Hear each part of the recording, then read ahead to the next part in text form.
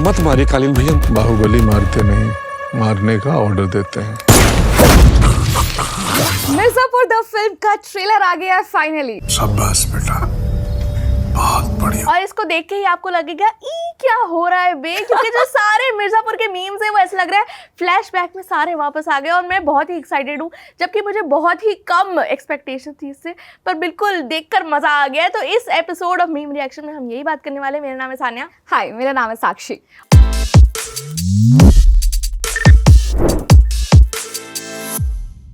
और शुरुआत करते हैं द किंग ऑफ मिर्जापुर से, जो है पंकज त्रिपाठी। वो अपनी गर्दन से ही कितनी बढ़िया एक्टिंग कर देते हैं कि मतलब अगर वो लिखते भी नहीं द किंग, मुझे पता होता यही है किंग ऑफ मिर्जापुर। मतलब कालीन भैया के पास जो वो सैवेजनेस है, जो वो रॉ और अनफिल्टर्ड बातें करते हैं, और वो हल्की सी धीमी सी आवाज में एक डायलॉग मार देते हैं, कब किसकी बेइज्जती कर देते हैं, मतलब मज़ा ही आ जाता है। और जिस तरीके से उन्होंने पहले मिर्ज़ापुर सीरीज़ में अपनी एक्टिंग की और सबको पागल कर दिया, दीवाना कर दिया, अब यहाँ मिर्ज़ापुर द फिल्म में आकर और ज़्यादा तबाही मचा रहे हैं। ये इम्पोर्टेंट नहीं है, हमारा लड़का है, ये इम्पोर्टेंट है। बिल्कुल। और उनका आइकॉनिक डायलॉग जो है, ये बीप है, ये इम्पोर्टेंट नहीं, ये हमारा लड़का है, ये ज्यादा इम्पोर्टेंट है। जैसे ही उन्होंने ये वापस बोला है इस फिल्म के ट्रेलर में, मजा आ गया उसको देखकर। मतलब सारा नॉस्टैल्जिया जो है वो यहीं आकर खत्म नहीं होता है, क्योंकि इसके बाद द प्रिंस की एंट्री होती है। और जब प्रिंस की एंट्री होती है तो मुझे ऐसा लगता है कि जितने लोग उदास हो रहे थे मिर्ज़ापुर सीरीज में कि यार मुन्ना भैया को हम कितना ही ज़्यादा मिस कर रहे हैं, उनके मतलब ऐसे ना खुश हो गया, दिल गार्डन गार्डन हो गया है मुन्ना भैया को यहाँ पर देखकर। प्रिंस प्रिंस प्रिंस प्रिंस, हमें क्यों नहीं भेजे आप ये डील करने के लिए? बिल्कुल। और उनकी जो ओपनिंग है the Prince Prince Prince Prince, वो जो बोलते हैं, मतलब इतना आइकॉनिक कैरेक्टर कि आपको सीरीज में उसको मारना पड़ा, वो आपकी सबसे बड़ी गलती थी कि आप फिल्म वापस लेकर आए हो। और इस फिल्म में जो है सबसे ज्यादा रोल जो है वो मुन्ना भैया का ही दिख रहा है। और वो जो डायलॉग है लाल फूल नीला फूल, मुन्ना भैया ब्यूटीफुल, मतलब मुन्ना भैया ने मजे करा दिए इसमें। लाल फूल नीला फूल, मजे सिर्फ उन्होंने नहीं कराए, आई टेल यू, क्योंकि यहाँ पर गुड्डू भी है जिन्होंने और ज्यादा मजे कराए हैं। और गुड्डू मतलब मुझे समझ नहीं आता है कि वो जो देसीपन है ना वो पूरा, और जिस तरीके से वो ऐसे करके जो डायलॉग बोलते हैं, तो ऐसा लगता है कि यार ये कुछ लोग यहीं के लिए बने थे। मतलब अब एक्चुअली हम मुन्ना भैया कह के या कालीन भैया कह के जब उन्हें ऐसे याद करते हैं या फिर उन्हें देखते हैं, तो ऐसा लगता है कि इन्हें तो हम जानते हैं। अब तो क्योंकि ये मिर्ज़ापुर द फिल्म आ रही है, और उससे पहले जब सीरीज़ आई थी, तो उसके बाद मुझे ऐसा लगता है कि वो जो फैंडम बना हुआ है उसका और ज़्यादा फ़ायदा मिलने वाला है इस फिल्म को। बिल्कुल। तो लायंस बोला गया है इन लोगों को, गुड्डू और बबलू को, पर बबलू जो एक्चुअली थे विक्रांत मैसी, वो मिसिंग है सारे ट्रेलर में, वो है नहीं। पर उनकी जगह पर आ गए हैं जीतू भैया। अपना एम्पायर बनाने की प्लानिंग कर रहे हैं। यस, ये जो एंट्री हुई है, मुझे ऐसा लगा कि यार ये गलत जगह नहीं आ गए हो, ये आपकी जगह तो नहीं है, आप तो कोटा फैक्ट्री में हुआ करते थे। ऐसी जगह पर आना और इस तरह इन लोगों के बीच में रहना, जहाँ कालीन भैया है, जहाँ गुड्डू है, जहाँ पर मुन्ना भैया है, वहाँ पर ये बेचारा जीतू क्या करेगा। पर मैं सबसे ज़्यादा एक्साइटेड हूँ, एक न्यू कैरेक्टर जो ऐड हुआ है, रवि किशन। अब सही सुर लगा रहे मुमताज। उनके memes he money follows my brother, money follows my brother, money follows.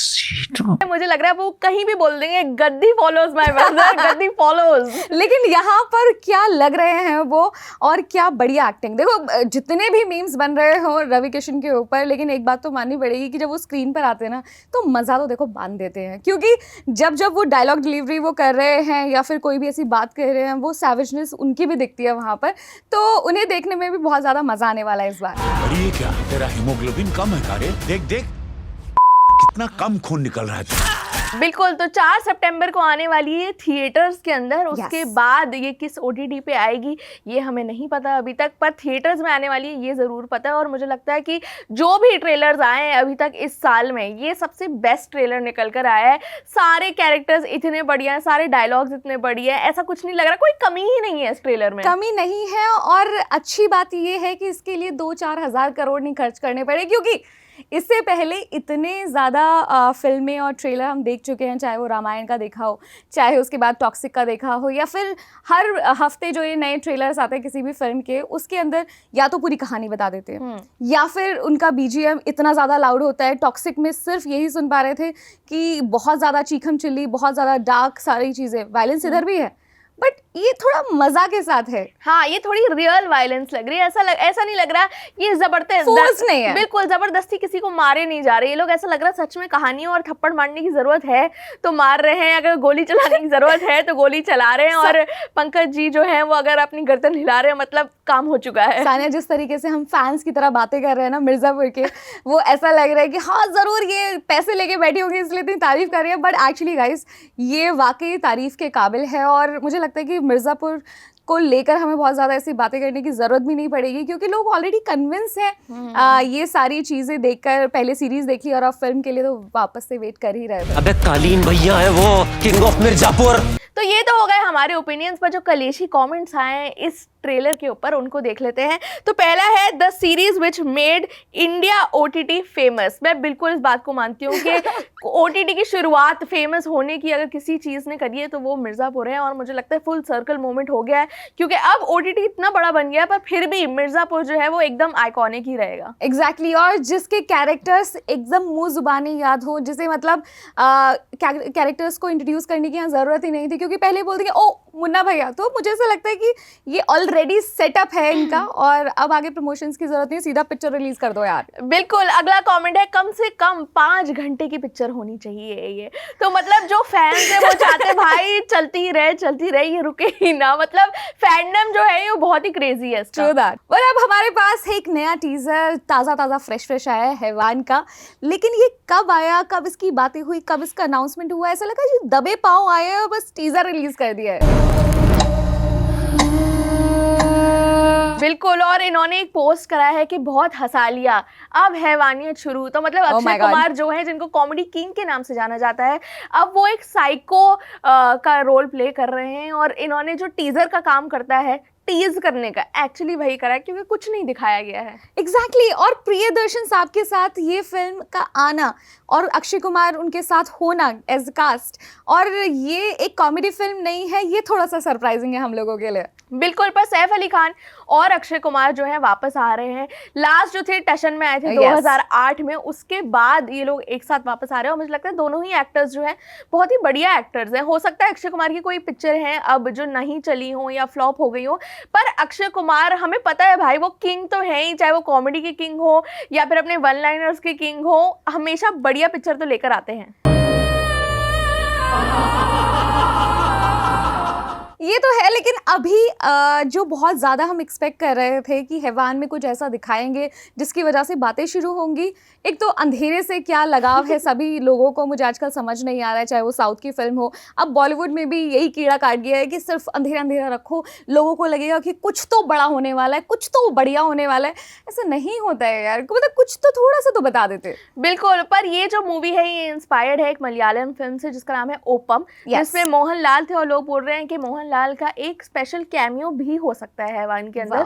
तो मतलब अच्छा है, सब साथ लेके चलो, साउथ के लोगों भी ले लो, उधर की भी ऑडियंस आएगी, बॉलीवुड की भी ऑडियंस आएगी, एंड ऑफ कोर्स बहुत सारे 90s किड्स हैं जो देखना चाहते हैं ये वाला जो डुओ है, सैफ अली खान अक्षय कुमार एक साथ आ रहे हैं। सैफ अली खान की जो सिलेक्शन है मूवीज की वो तो बढ़िया है ही, वो जिस भी मूवी में आते हैं सोच समझ कर आते हैं कि यार ये भी बढ़िया करेंगे। सेक्रेड गेम से ही शुरुआत क्यों ना की उन्होंने, तो बहुत ही बढ़िया, और मैं तो बहुत एक्साइटेड हूँ इसके लिए। एक्साइटेड सिर्फ इसी बात के लिए है, लेकिन ये जो रीमेक वाला ठप्पा लग गया है, क्योंकि ऑलरेडी इंस्पायर्ड जो बोल रहे हैं आजकल, तो ये नया टर्म है, लेकिन जब रीमेक का नाम लग जाते हैं आजकल किसी, पहले इतनी सारी रीमेक्स बनती थी लेकिन एक्सपोजर इतना ज़्यादा नहीं था तो लोगों को पता नहीं चलता था। अब एक्चुअली रीमेक नाम जुड़ जाए अब तो पहले लोग बता देते हैं, क्योंकि इतनी ज़्यादा फिल्में देखी हुई है सभी ने, तो मुझे लगता है कि वो थोड़ा सा डिफिकल्ट पार्ट हो सकता है। पर इन्होंने बोल दिया ये फ्रेम टू फ्रेम कॉपी नहीं है, ये थोड़ा सा आइडिया ले रखा है। अब कितना आइडिया ले रखा है ये तो हमें 11 सितंबर को ही पता चलेगा। Exactly. अब इसकी बाकी कास्ट की बात कर लेते हैं, जो है बमन ईरानी, जो मुझे लगता है बहुत ही बढ़िया एक्टर हैं। श्रिया पिलगांवकर,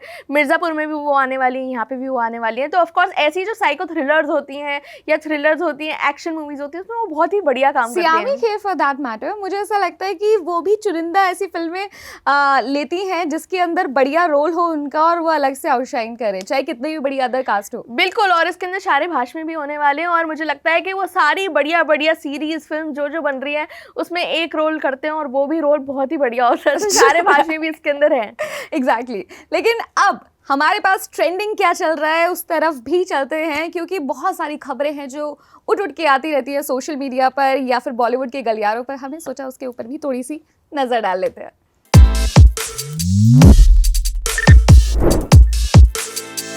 एक चीज है जो सबसे ज्यादा ट्रेंड कर रही है सोशल मीडिया पे, वो है गुरु रंधावा का fine shit fine shit fine shit fine. You so fine shit, fine shit, fine shit, fine shit, fine shit, fine shit. मतलब सबके दिमाग में ये गाना जो है गूंज रहा है, हर जगह चल रहा है, सारी रील्स बन रही है fine shit fine shit fine shit, पर ये बहुत ज्यादा ट्रोल भी हो रहा है।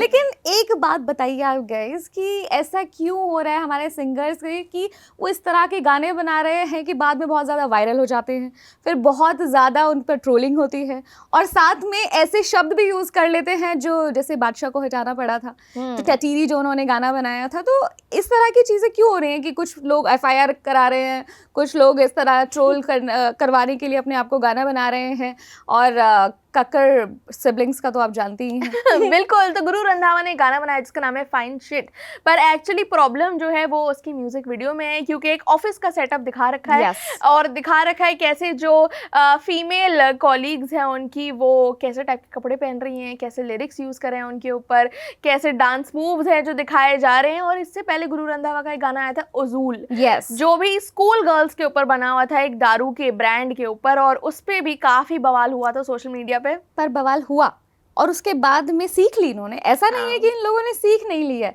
सीख ली, और इसीलिए गाना शुरू होने से पहले बहुत बड़ा डिस्क्लेमर डाल दिया है कि 18+ है। आई मीन रियली ब्रो, ये कैसी चीज़ें हैं कि आप 18+ का डाल रहे हैं कि हाँ ये 18+ है, लेकिन कराएंगे उनसे वही काम। बिल्कुल, और रील्स के ज़माने में 18+ क्या है, हर कोई छोटा बच्चा या फिर कोई भी बुजुर्ग आदमी सब रील्स देख रहे हैं, सबके पास एक्सपोजर है कुछ भी कंटेंट देखने का, तो थोड़ी रिस्पॉन्सिबिलिटी तो आर्टिस्ट को लेनी चाहिए कि भाई आप क्या क्या डाल रहे हो। एक्चुअली जो आर्टिस्ट है, वो जो आर्टिस्ट के लिए बोला गया है कि वो 18+ हैं, क्योंकि पहले स्कूल गर्ल्स को मतलब स्कूल यूनिफॉर्म में थी और उनको डांस करा दिया था, इसी वजह से उन्होंने पहले ही डिस्क्लेमर डाल दिया है। लेकिन क्या ऐसा होता है? क्या उसकी वजह से आपकी अब कम ट्रोलिंग हुई है? क्या उसकी वजह से लोग आपकी निंदा नहीं कर रहे हैं? ऐसा सब कुछ हो रहा है। सॉरी, एक जगह ट्रोलिंग हो रही है और एक जगह लोग खूब भर भर के बधाइयां दे रहे हैं। क्या हो गया है ऐसा? शादी हो गई है। किसकी शादी हो गई है? क्रिस्टियानो रोनाल्डो ने फाइनली शादी कर ली। What? After 4 children, right? After 4 children, 10 साल से वो एक मॉडल को डेट कर रहे थे, अब फाइनली उनसे शादी कर ली है। लास्ट ईयर उन्होंने एंगेजमेंट करी थी और इतना बड़ा हीरा था उनकी एंगेजमेंट रिंग के, सारी लड़कियां जो है जेलस हो गई थी कि भाई इतना बड़ा हीरा तो हमने आज तक देखा भी नहीं है। लेकिन जितनी भी उनकी वीडियोस या कभी भी उनकी फैमिली फोटोज आती थी तो वो देखकर अच्छा तो लगता था। तो काफी लोगों के दिमाग में तो यही था कि दे आर ऑलरेडी मैरिड। तो यस, अभी रोनाल्डो शादीशुदा हैं, तो अभी कोई लेडीज, हम लोग भी कोई ऐसी गंदी नजर नहीं डालेंगे उनको। बिल्कुल, उनको बहुत बहुत मुबारक हो उनकी शादी के लिए। पर एक जो बहुत बढ़िया फिल्म थी ईठा, जो आने वाली थी श्रद्धा कपूर की, वो हो गई है पोस्टपोन और लोग बोल रहे हैं कि ये क्लैश ना करें टॉक्सिक के साथ, इसलिए इन्होंने अपनी डेट 4 दिसंबर कर दी है। अब तूफान को नाचते देखना हो तो ईठा। I think good decision. मुझे ये लगता है कि किसी भी क्लैश के साथ में नुकसान दोनों पार्टीज का होता है, चाहे वो कुछ हज़ार का हो या कुछ लाख का या कुछ करोड़ का, वो तो जा ही रहे हैं आपके पास से। और दोनों ही फिल्मों का जॉनर बिल्कुल डिफरेंट है। और ईठा अभी तक एक उसका प्रमोशनल मटेरियल आया है जो कि बहुत ज़्यादा सही लग रहा था। तो मैं तो बिल्कुल भी नहीं चाहती थी कि उस किसी एक फिल्म की वजह से जो भक्ति के चक्कर में ज़्यादा चल रही है तो उसकी वजह से एक अच्छी फिल्म का नुकसान हो जाए। तो I think very good decision. बिल्कुल, तो टॉक्सिक भी आने वाली है, ईठा भी आने वाली है, मिर्ज़ापुर भी आने वाली है, हैवान भी आने वाली है। तो इन सब की जो सारी अपडेट्स हैं, इनकी रिव्यूज़ हैं, उनको हम आपके पास लाते रहेंगे और आप देखते रहिए हमारा शो मीम रिएक्शन। मेरा नाम है सान्या और मेरा नाम है साक्षी चौहान।